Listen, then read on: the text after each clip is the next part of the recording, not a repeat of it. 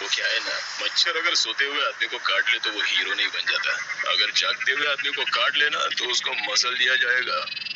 मारे मारे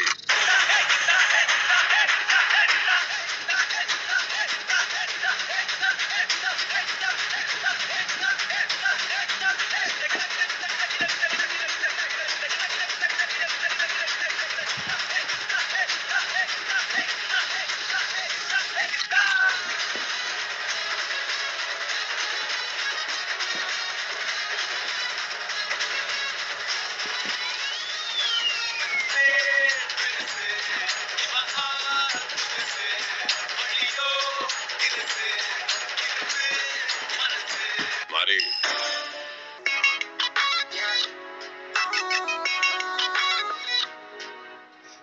गीता तकनी ने तंग जद तकिया तू चैन मेरा लिया बिल्लो खो रग रग विच खून वांग वगदी है धड़कन कर की मसलो दिल विच नी तू तक तक करदी चोरा वांग ठगदी है तू कच्चे दारू वांग सिर नू तू चढ़दी सोहणी नी लगदी तू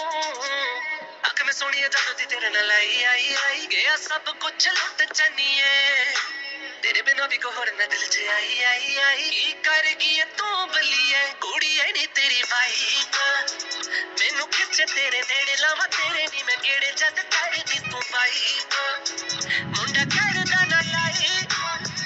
कुड़ी है नी तेरी वाइब किस्ता मैनू नी तबाह होया फिर दस दाई तेरी वाइब बैठा दिल च बसाई